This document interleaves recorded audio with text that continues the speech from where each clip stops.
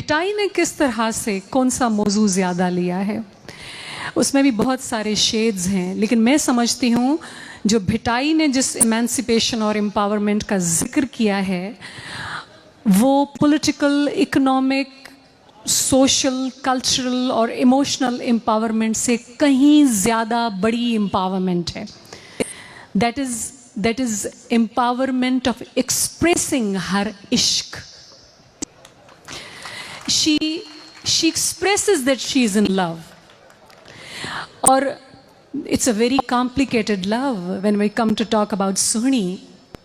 She's already married to someone else and she's swimming through the river and going to meet Mehar. और इस तरह की जो किस्म की मोहब्बत को आम समाज किस तरह से देखता है, या ससुई को जो दिखाते हैं भिटाई कि वो पुन्नू भाई उठाकर लेके चले गए हैं और चुपचाप उसके साथ वो चला गया और वो एक शी इज़ अ वुमन, खातून जो वो उसके पीछे भागती है.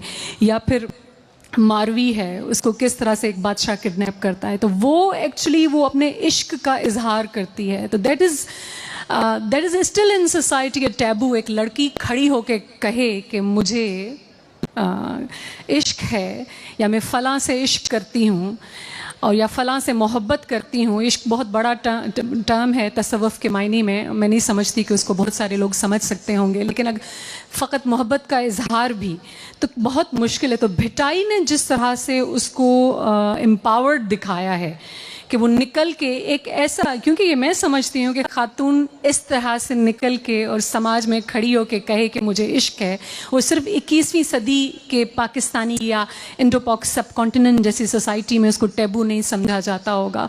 ओवरऑल सोसाइटीज़ में आज भी अगर कोई इस तरह से कॉम्प्लिकेटेड किस्म की मोहब्बत का इजहार खुलेआम करे तो उसको लोग अभी भी टैबू समझते हैं. तो भिटाई ने किस तरह उसको दिखाया है, तो मैं कुछ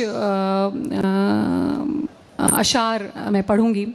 When she says ऊंचो उताहूं घणो तू जीअण खे जबल मरण मूसी हल तो पुछिया पंध क्या. तो हर उसके जो किरदार हैं वो सिर्फ एक सतही मोहब्बत नहीं करते, वो बहुत ही गहरे अंदाज में, फ़लसफ़ाना अंदाज में भी बयान करते हैं. तो वो कह रही है उस पहाड़ों को कह रही है जो कि बहुत बड़े हैं, जिनको क्रॉस नहीं किया जा सकता, और वो बहुत थकी भी हुई है.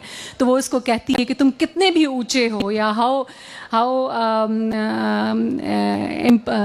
टावरिंग यू आर, पहाड़ों से वो खुद बात कर रही है कि कितने भी तुम ऊंचे क्यों ना हो, लेकिन अगर मैं मौत को अपने आगे करके उसके पीछे चलना शुरू कर दूं तो तुम मेरे आगे क्या हो. वो पहाड़ को देख के बात करती है.